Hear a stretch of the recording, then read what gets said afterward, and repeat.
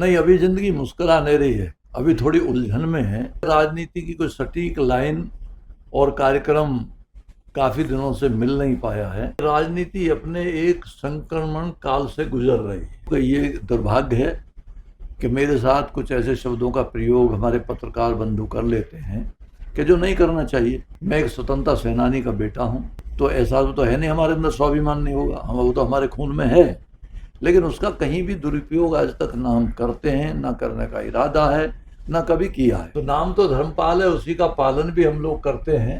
कभी जेल चले गए, कभी झूठे केस पुलिस ने लगा दिए, तो कुल मिलाकर के एक ऐसा रूप निकल करके आया कि लोगों ने, पत्रकार दोस्तों ने कुछ और ही लिखना शुरू कर दिया। मैं कह तो रहा हूँ कि राजनीतिक तौर पे किसके खिलाफ क्या हो जाए ऊपर वाला जाने।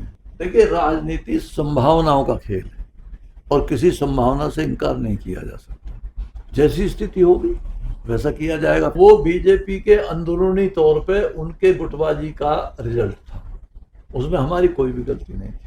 देखिए, मैं जा सकने तो इसलिए इनकार नहीं कर सकता, मैं उनके साथ रहा हूं। आज मैं कोई और आदर्शवादिता खड़ी करूं तो लोग कहेंगे कि कल तो तुम उनके साथ थे, तो मैं उससे इनकार, मैं बताता हूँ, वो राजनीतिक संभावनाओं का खेल है।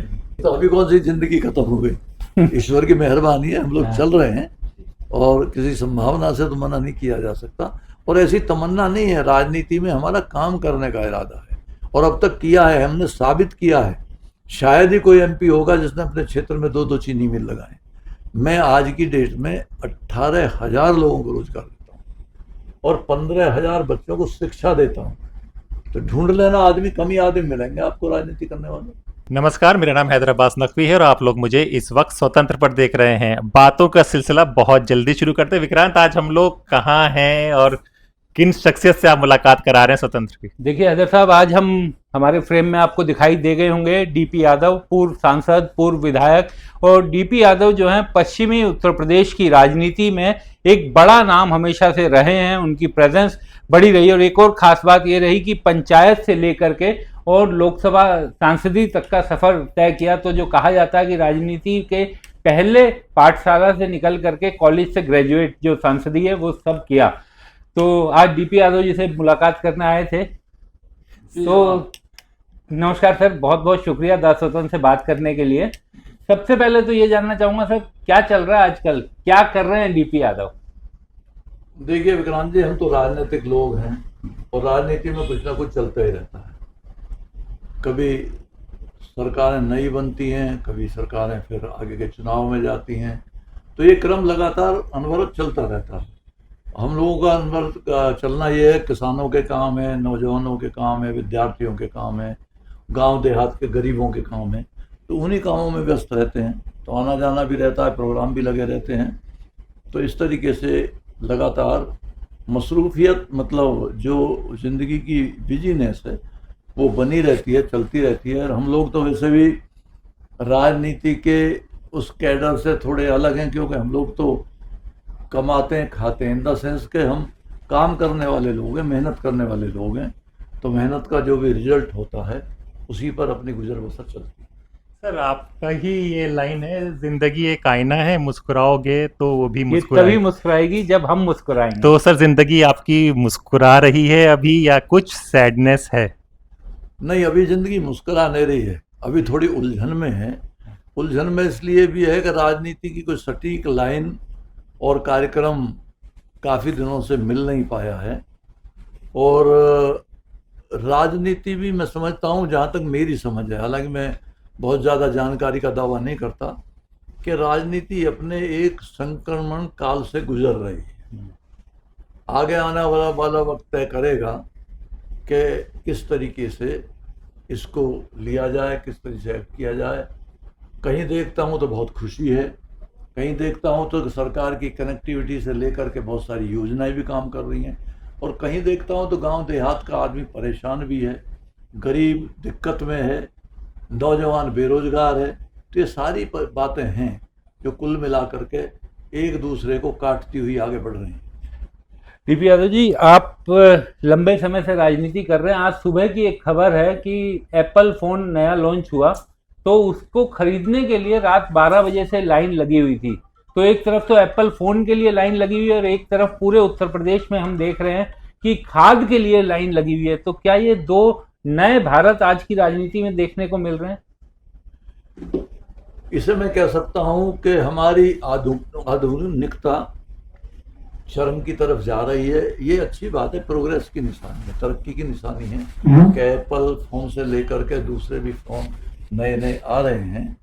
और दूसरी बात जो आपने कही है उसमें दिक्कत भी है कि करोड़ों नौजवान बेरोजगार है, किसान के सामने खाद की, कृषि की, बीज की परेशानी है। और कुछ इस बार तो मौसम की मार भी है कि मौसम भी बड़ा असमंजस की स्थिति पैदा किए हुए है। अब जगह जगह बाढ़ आ गई है। हम लोग जो छोटे मोटे उद्योग चलाते हैं, हमारे चीनी मिलों का गन्ना सब नेस्त तो नाबूद हो गया है। तो ये कई तरीके से हम इसे खुशी भी कह सकते हैं, ना खुशी भी कह सकते हैं कि कई दिक्कतें भी, परेशानी भी क्षेत्रों में आ रही हैं।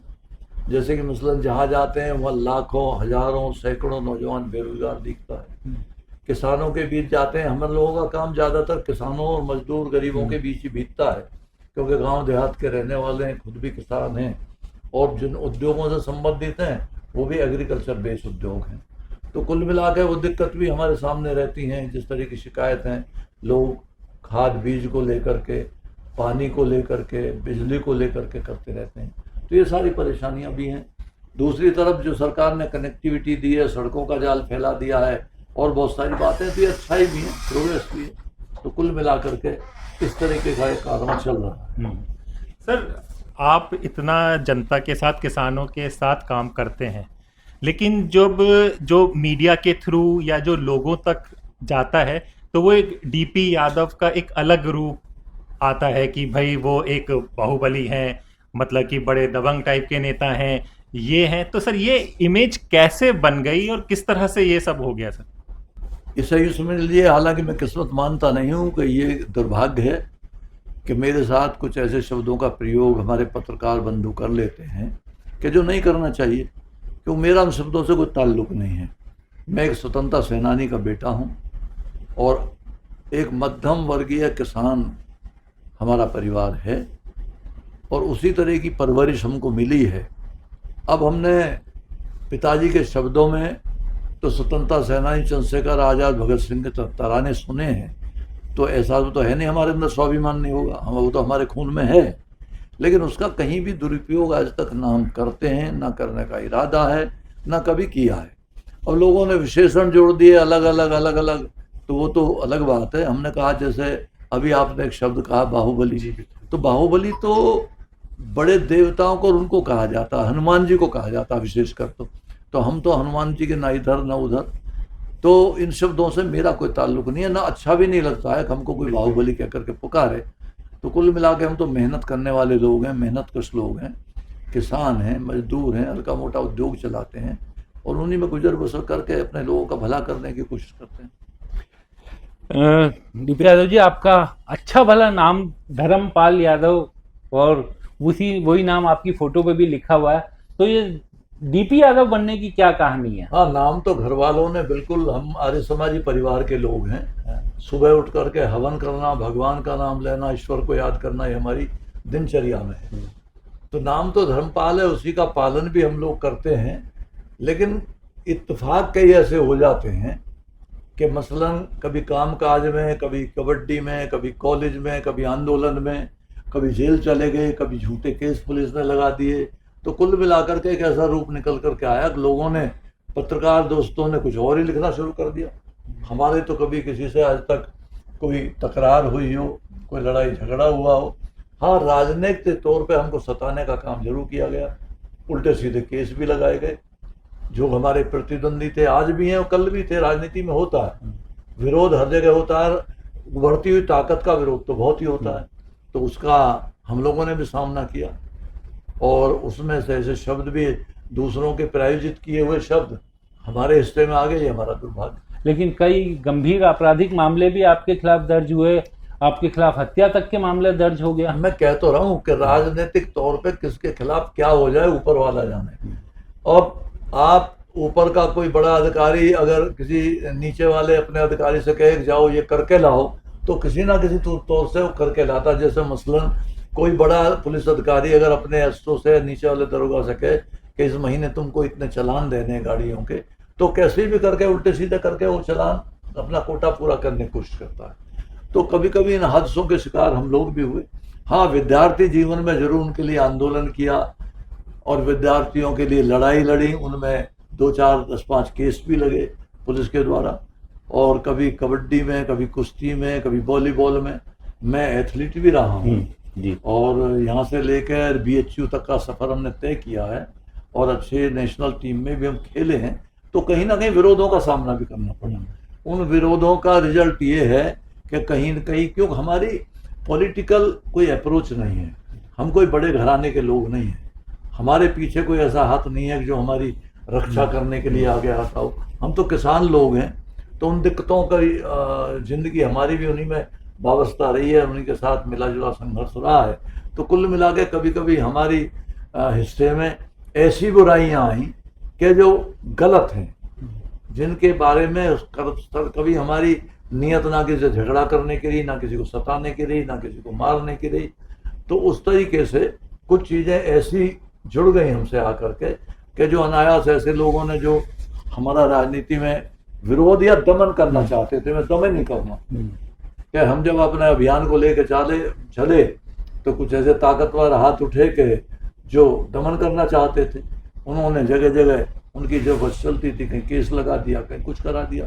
तो उस तरह के व्यवहार से रूबरू होना पड़ा है। उन तकलीफ़ों में रहें, परेशानियों में रहें, इसमें कोई दिक्कत नहीं है।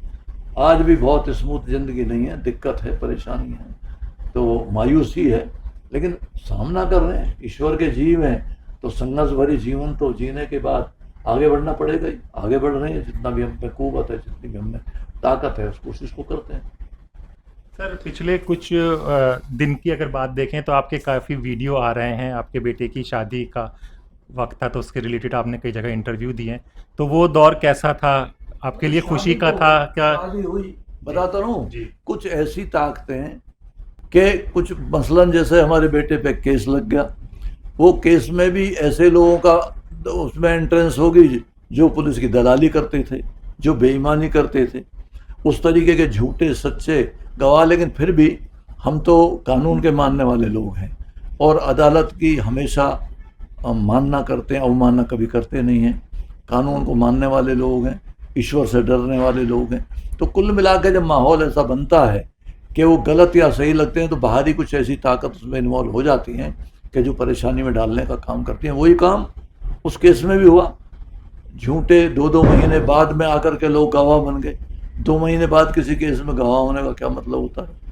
तो ऐसे झूठे सच्चे तरीके से, लेकिन हम कानून की हमेशा इज्जत की है, हमेशा करते रहेंगे और आज भी करते हैं। लेकिन अदालत में तो साबित हुआ वो पूरी तरीके से दोष की मैं विकास। बताता रहा हूँ जी। कि ऐसे लोग इसमें इन्वॉल्व हो गए कि ये हमारा दुर्भाग्य सही, क्योंकि हमने सोचा समझा ये था कि हमारी कोई कहीं गलती नहीं है, तो हमको गलत उसमें नहीं मिलेगा कुछ भी। लेकिन इत्तेफाक ऐसा हुआ तो भी हमने सिर झुका करके उसका सम्मान किया अदालत का, जो भी अदालत ने तय कर दिया ठीक है।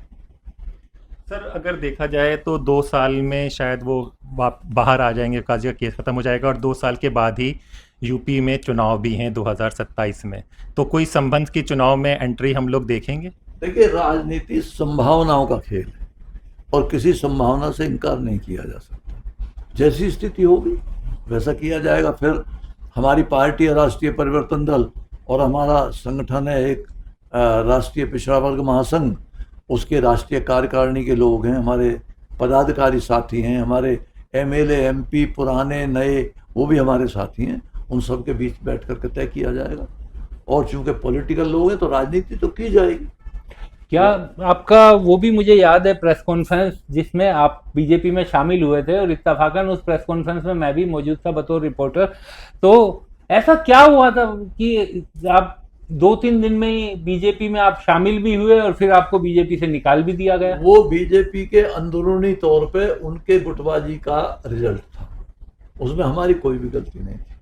हमको तो स्पेशली राजस्थान में उस दिन में छात्र संघ के छात्र को, अध्यक्ष को शपथ दिला रहा था। तो यहाँ से दिल्ली से फोन जाता है प्रमोद महाजन जी का और प्रमोद महाजन जी ने मुझसे कहा डीपी भाई कहाँ हो? मैंने कहा जी मैं राजस्थान में हूँ और अग्रवाल पीजी कॉलेज में छात्र संघ की शपथ दिला, क्योंकि वहाँ हमारी पार्टी से जो नौजवान छात्र लड़े थे, करीबन उस वर्ष 12 छात्र संघों के अध्यक्ष हमारी पार्टी से समर्थित थे। तो उनको शपथ दिलाने के लिए गया था अलग अलग कॉलेजों में। उन्होंने कहा कहाँ हो? मैंने कहा जी यहाँ हूँ। उन्होंने कहा क्या दिल्ली नहीं आ सकते? तो मैं दिल्ली, मैंने कहा जी मैं दिल्ली आऊँगा शाम को। तो उन्होंने कहा कि कल आते ही आप मुझसे मिल लेना। अब चूंकि प्रमोद महाजन एक बाइज्जत नेता थे, बीजेपी के बड़े लीडर थे, माननीय प्रधानमंत्री जी के भी आसपास के लोग थे, मैंने कहा ठीक है जी मैं आकर के मिल लूँगा। क्यों कुछ दिन पहले ही माननीय अटल जी ने मुझे मेरा चुनाव भारतीय जनता पार्टी के टिकट पर लड़ाया था। वो एक ऐसा इत्तेफाक हुआ था कि उसकी कहानी भी बड़ी परेशानी देने वाली। हाँ, वो भी आपसे जानना है, क्योंकि मुलायम सिंह जिनके आप बहुत करीबी भी किसी जमाने में हुआ करते थे और उस चुनाव में उनके खिलाफ भी हो गए थे। देखिए मुलायम सिंह जी के खिलाफ तो नहीं, वो बड़े नेता थे और आज भी उनकी वो इज्जत हम करते हैं पहले करते थे। लेकिन ये बीच वाले मैं बताता रहा हूँ, जैसे इस केस में हुआ कि कुछ ऐसे लोग इन्वॉल्व हो गए जो दलाली करते थे, जो पुलिस के दलाल थे या पुलिस के कुछ दूसरे रूप में पुलिस के काम आते थे। ऐसे ही माननीय मुलायम सिंह जी के साथ में कुछ ऐसे लोग राजनीति में थे जो नहीं चाहते थे कि हमारा मुलायम सिंह का साथ चले, और उसको लेकर के उन्होंने अपना काम शुरू किया। नाम नहीं लेना चाहता क्योंकि वो शख्स आज दुनिया में नहीं है, इसलिए एक ऐसा माहौल क्रिएट कर दिया गया कि मेरे मुलायम सिंह के बीच में राजनीतिक दीवार खड़ी कर दी गई। और यहाँ तक हुआ कि मैं सिटिंग एमपी था संभल से, और संभल में उस टाइम संभल मुरादाबाद में, तो मुलायम सिंह जी को ले जाकर संभल के मेरी सिटिंग सीट पे ही मतलब नामांकन करा दिया गया। तो मेरे सामने तो कोई रास्ता बचा नहीं। तो मुझको इत्तेफाकन जब नॉमिनेशन में 2 दिन बाकी रह गए थे, तो मैं एक दिन अपने एमपी हाउस पे बैठा था, तो वहाँ एक फ़ोन आता है। मेरे पीए ने आके बताया कि जी पीएम हाउस से फ़ोन है। तो मेरे लिए हालांकि नई बात थी पीएम हाउस से फ़ोन किसी एमपी को, और वो भी मैं उनकी पार्टी में नहीं था। तो आया तो मैंने सुना, तो फ़ोन पे अटल जी थे। मैंने कहा सर क्या आदेश है, क्या? उन्होंने कहा भाई यादव जी चुनाव तो लड़ना चाहते हो। मैं बोला जी अंधे को क्या चाहिए, 2 आंख, एक भी मिलेगी तो गुजारा चल जाएगा, क्यों मेरे सामने तो कोई ऑप्शन था नहीं। तो उन्होंने कहा ठीक है आप पीएम हाउस आ जाइए। मैं पीएम हाउस चला गया। उन्होंने आदेश दे दिया कि जाओ आपको हम पार्टी का उम्मीदवार बनाना चाहते हैं और लखनऊ चले जाओ, वहाँ से अपना एबी फार्म ले आओ। राजनाथ सिंह जी थे, कल्याण सिंह जी मुख्यमंत्री थे, तो मैं जाके वहाँ से एबी फार्म ले आके नॉमिनेशन कर दिया, क्योंकि मेरे सामने कोई रास्ता ही नहीं बचा था। और माननीय मुलायम सिंह जी ने मेरी सीट पे नॉमिनेशन कर दिया था, तो करता मरता क्या नहीं करता, उस वाली चलता लागू हो गया और चुनाव हुआ, और अच्छा चुनाव हुआ, बढ़िया चुनाव हुआ। वो बात अलग है कि उसके आगे क्या हुआ, उन बातों को छेड़ने से ज़्यादा फायदा नहीं है। तो बूथ कैप्चरिंग के बल पे चुनाव जीत लिया गया वो, और मैं चुनाव तो 2,90,000 वोट लेकर के भी मैं चुनाव हार गया, क्योंकि सरकार बदल दी गई। वोटिंग से 2 दिन पहले सरकार गिरा दी गई थी कल्याण सिंह जी की, और बाकी जो होता है वो हुआ, और उसमें माननीय मुलायम सिंह जी जीते। आप वो वाली कहानी भी बता रहे थे बीजेपी में जाने की और बीजेपी से निकलने की, वहां तक तो कि आपको तो बुलाया गया? मैंने बताया कि मेरे को बुलाया, तो प्रमोद महाजन जी से मैं आके मिला घर पे। तो उन्होंने कहा कि जब वेंकैया नायडू जी अध्यक्ष थे पार्टी के, तो वेंकैया जी भी वहीं थे, प्रमोद महाजन जी भी वहीं थे, पीएम हाउस से थोड़ी दूर पे ही उनका घर था। तो वो बोले चलो गाड़ी तैयार है, आज आपको विधिवत पार्टी में शामिल करते हैं। मैं बोला जी मैं तो अभी आपकी पार्टी के निशान पर तो चुनाव लड़ा हूँ, तो मैं विधिवत क्या, मैं तो पार्टी में हूँ जब चुनाव लड़के आया हूँ। उन्होंने कहा नहीं आज पूरी प्रक्रिया पूरी करते हैं, चलो। तो हम गाड़ी में बैठ करके प्रमोद महाजन, वेंकैया जी और माननीय सतपाल जी जो गवर्नर हुए बाद में, वो भी तब बीजेपी में आ गए थे, तो हम जा करके बीजेपी के, क्योंकि भारतीय जनता पार्टी की प्रेस होती थी, अब होती या नहीं होती मेरे को नहीं पता, लेकिन तब 3 बजे हाँ तक 3 बजे रेगुलर होती थी हाँ, जी। चला गया वहाँ, विधिवत शामिल हुए, बातचीत हुई, सब बढ़िया ढंग से रहा। तीसरे दिन पता नहीं क्या हुआ, क्या धीरे से आवाजें उठनी शुरू हो गई, वो भी चैनल्स में।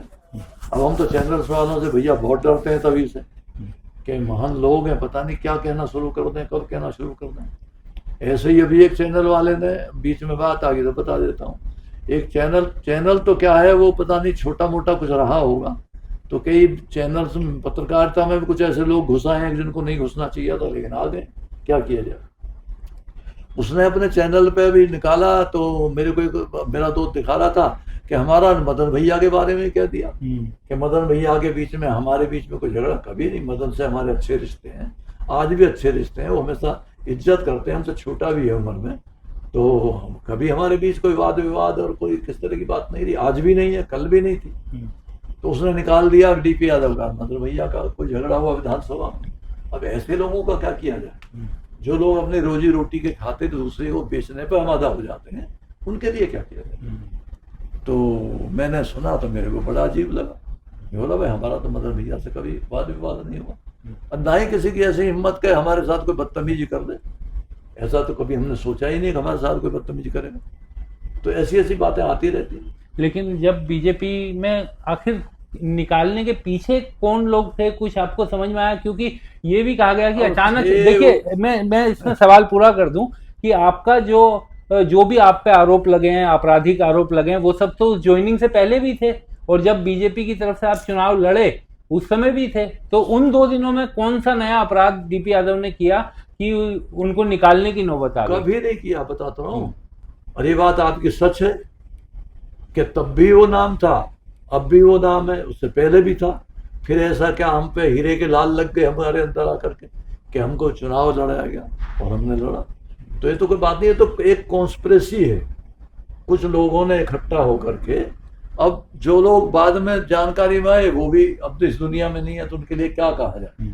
तो उन्होंने नाम ले, क्योंकि वहां 2 धड़े थे, एक प्रमोद महाजन जी का और एक दूसरा धड़ा और था। तो प्रमोद महाजन जी अटल जी के खेमे में थे, दूसरे लोग दूसरे खेमे में थे। उन्होंने अपना काम शुरू किया और उन्होंने ये चैनलाइज करना शुरू किया, और बाकी तो आप लोगों की माया है।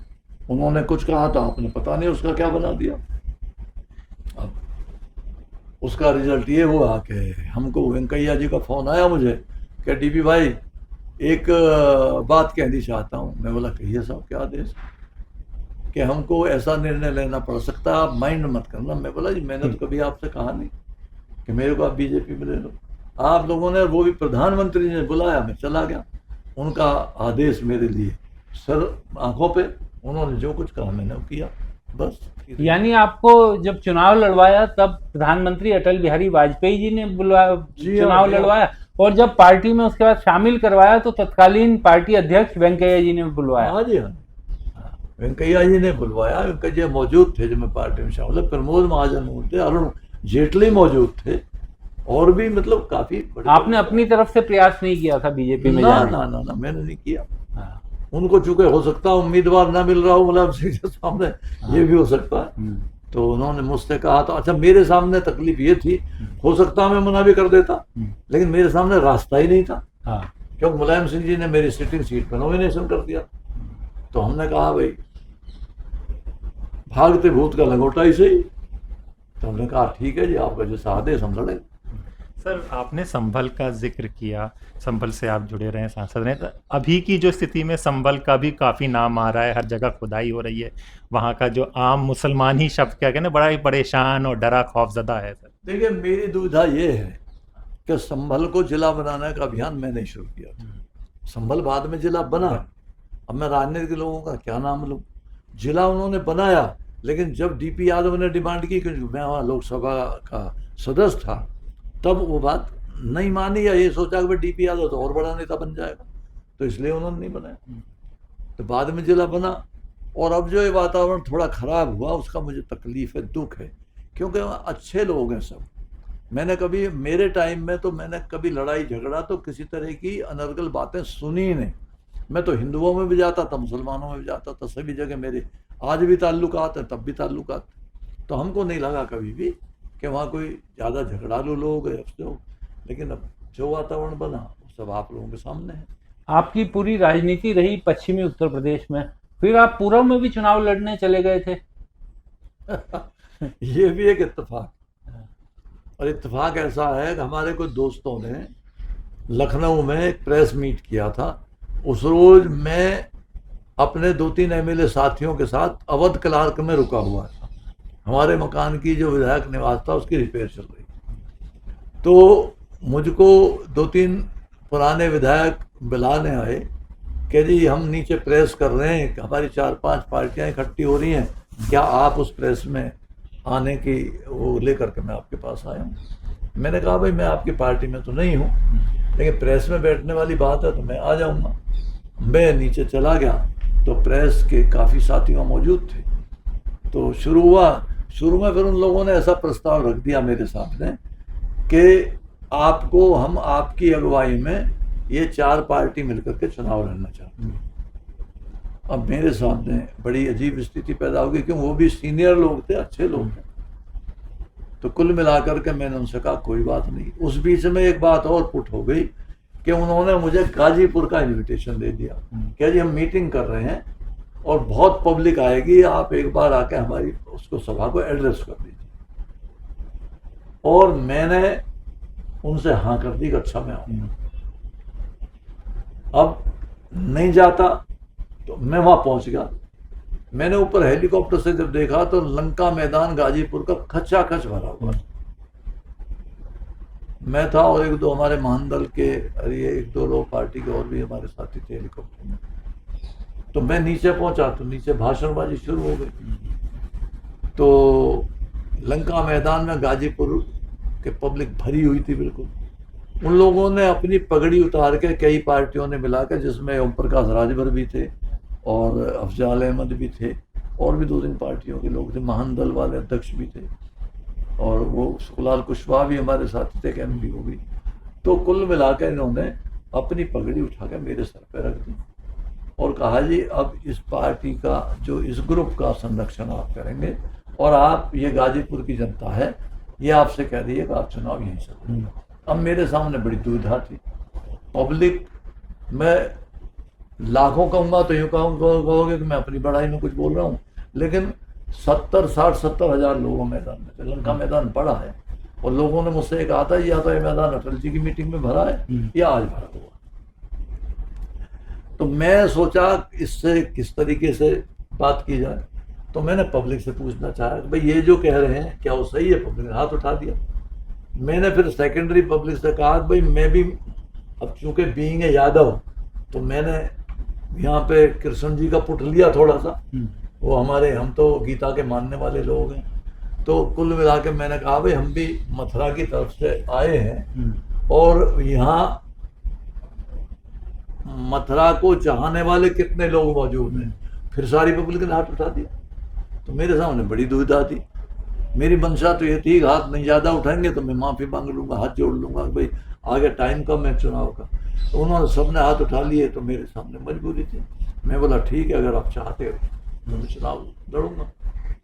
और फिर चुनाव भी मैं पहुंचा नॉमिनेशन वाले दिन, और उसके आगे जो 15-20 दिन, 16 दिन, 18 दिन होते हैं, लास्ट का नॉमिनेशन डे था और चुनाव को लड़ा। वहाँ के लोगों ने बड़ा प्यार दिया, गाजीपुर के लोगों का तो मैं आज भी धन्यवाद अदा करता हूँ कि एक नए आदमी को, मैं तो कभी गाजीपुर गया नहीं था उससे पहले, और बड़ी शानदार ढंग से हम चुनाव लड़े। वहाँ मतलब इंडिपेंडेंट, लोकसभा में इंडिपेंडेंट चुनाव लड़ना, जीतना, वोट लेना बड़ा मुश्किल हो जाता है। तो फिर भी लोगों ने 90,000 वोट हमारी झोली में डाल दिए। आज तक धन्यवाद करते हैं वहाँ की पब्लिक का, वहाँ के लोगों का इज्जत करते हैं। आज अच्छे लोग हैं गाजीपुर के, बढ़िया लोग हैं। इस तरीके से पूर्वांचल का चुनाव लड़ेगा। सर, जब हम लोग आए तो हमने आपकी पार्टी का बोर्ड देखा, सब कई लोगों के लीडर के शक्ल तस्वीरें थी, उसमें सर सैयद साहब का भी आपने लगा रखा है, तो उसके पीछे क्या मकसद है?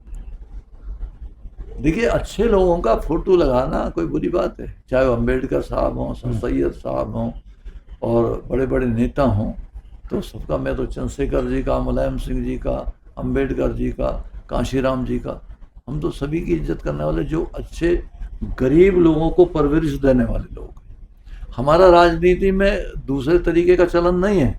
हम तो मेहनत कश लोग हैं और गरीबों का भला चाहते हैं, नौजवानों का भला चाहते हैं। हमारे माता बहनों को इनको इज्जत मिले, समाज में सही तरीके से रहें, क्योंकि देहात बेस के लोग हैं, हम बिल्कुल ज़मीन से जुड़े हुए लोग हैं। तो इस तरह उसी तरह सब लोगों के जो बड़े बड़े नेता हैं उन लोगों की इज्जत करते हैं। ये भी सुनने में आ रहा है कि आजकल आप पश्चिमी उत्तर प्रदेश के पुनर्गठन के काम में भी जुटे हुए हैं, उसके लिए संगठनों को, तो नहीं, छोटे राजनीतिक दलों को, सबको एकजुट कर रहे हैं कुछ। हाँ, एक विचार है, ये अभियान भी हम कई दल मिलकर के चला रहे हैं कि उत्तर प्रदेश में अगर पश्चिमी प्रदेश को लेकर के पश्चिमी उत्तर प्रदेश का एक प्रदेश बना दिया जाए तो मैं समझता हूँ ये बहुत फर्टाइल अच्छी जमीन, गंगा जमुना के बीच का दुआबे का इलाका है। अब यहाँ का आदमी भी कई मायनों में परेशान है, कहीं रोजगार के लिए, काम के लिए, किसान के लिए, बीज के लिए, आपासी के लिए, पानी के लिए। तो कुल मिला के हम लोगों ने, कई पार्टियों ने मिलकर के विचार बनाया कि हम सरकार से निवेदन करें, और मेरे विचार से एक आध दफ़ा सरकार ने इसको पहले सोचा भी है कि प्रति उनके भारतीय जनता पार्टी के बड़े नेताओं के एक बयान भी आए हैं, और मायावती जी ने भी एक आध बार ये कहा है कि प्रदेश के, उत्तर प्रदेश बहुत बड़ा प्रदेश है, बल्कि मैं कह सकता हूँ ये दुनिया का 10वां 9वां 10वां देश क्षेत्रफल के लिए, बिल्कुल क्षेत्रफल और पॉपुलेशन। तो कुल मिला के अगर इसको 2, 3, 4 भागों में बांट के, अच्छा उसका रिजल्ट अच्छा है। जितने भी छोटे प्रदेश बने हैं वो आज बहुत तेजी के साथ विकास कर रहे हैं। तो उस लिहाज से भी कि अगर इस प्रदेश को 2-3 प्रदेशों में बांट दिया जाए तो कोई बुराई नहीं है। उसको लेकर के हम लोगों का सोच चल रहा है, पब्लिक में भी जा रहे हैं, पूछ भी रहे हैं लोगों से, और अपना अभियान भी चला रहे हैं।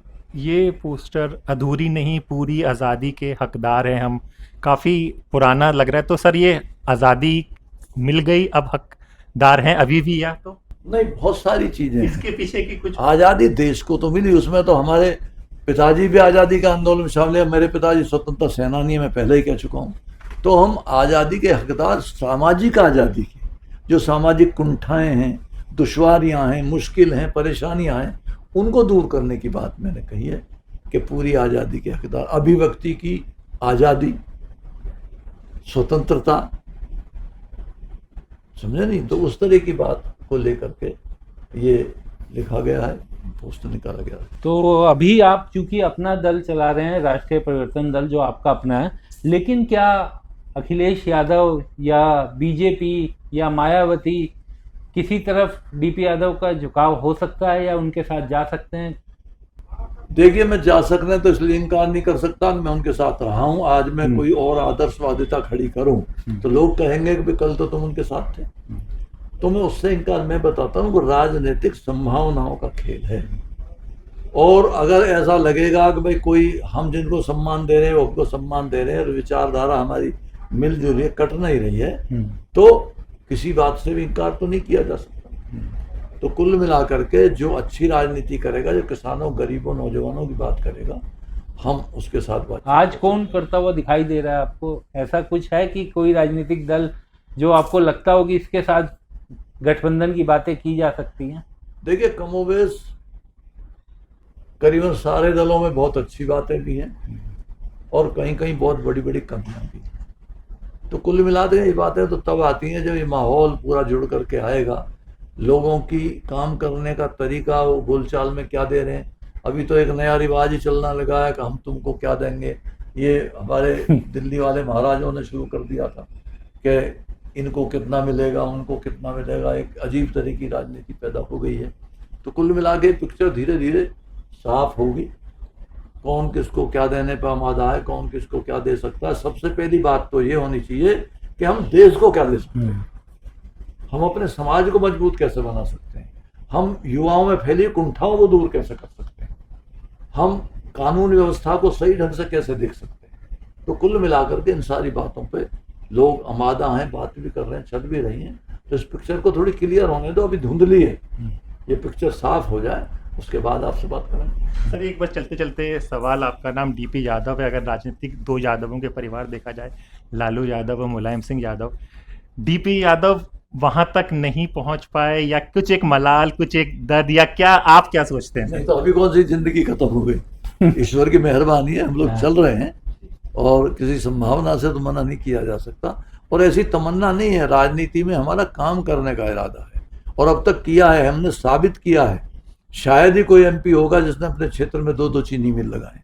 मैं आज की डेट में 18,000 लोगों को रोजगार देता हूँ और 15,000 बच्चों को शिक्षा देता हूँ।